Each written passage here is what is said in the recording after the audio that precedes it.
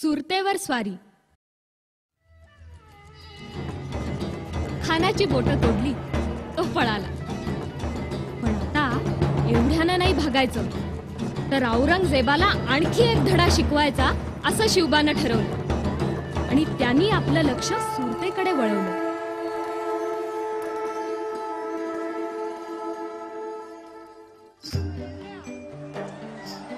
सुरत गुजरात मधलं अतिशय श्रीमंत शहर होतं.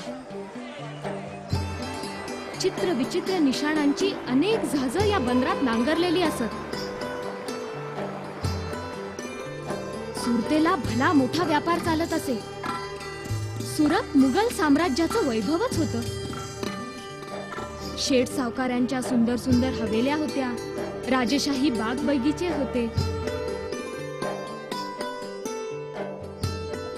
बादशहाला या शहरापासून लाखो रुपयांचं उत्पन्न मिळायचं.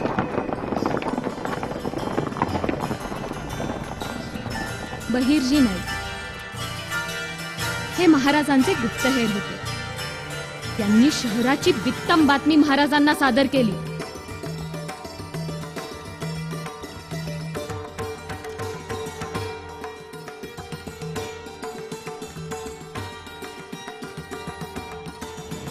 महाराजांनी निवडक 4000 सैन्य बरोबर घेतलं.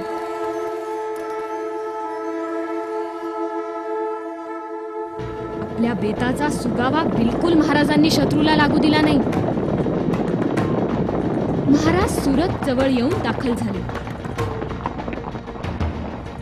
सुभेदाराला भेटीला बोलावलं आणि खंडणीची मागणी केली.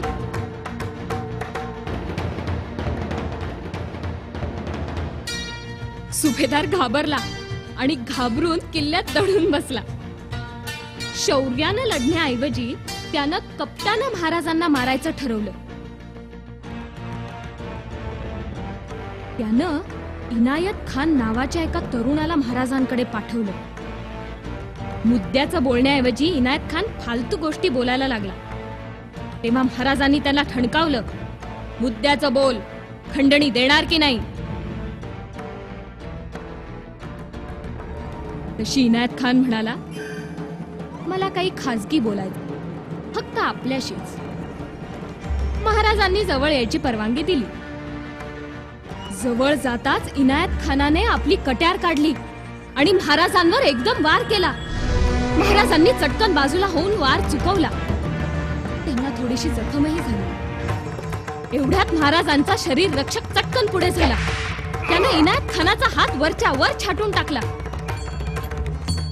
प्रत्यक्ष महाराजांवर हल्ला झाल्याची बातमी सैन्यात पसरली. मावळे संतापले.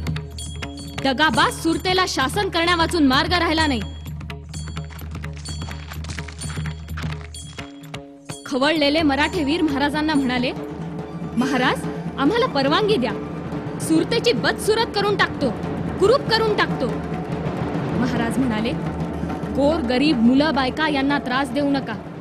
मंदिरं, ख्रिस्ती देवळं, मशिदी यांना हात लावू नका. आपलं वैर औरंगजेबाशी आहे. मावळे निघाले. सुरतेला आग लावण्यात आली. दडवलेली संपत्ती बाहेर काढण्यात आली. संपत्तीचे ढीग जमा झाले. हिरे, मोती, सोनं चांदी यांची प्रचंड लूट मराठ्यांना मिळाली. सारी लूट घोड्यावर लादून महाराज परत फिरले. सुरतेची पार छानच गेली.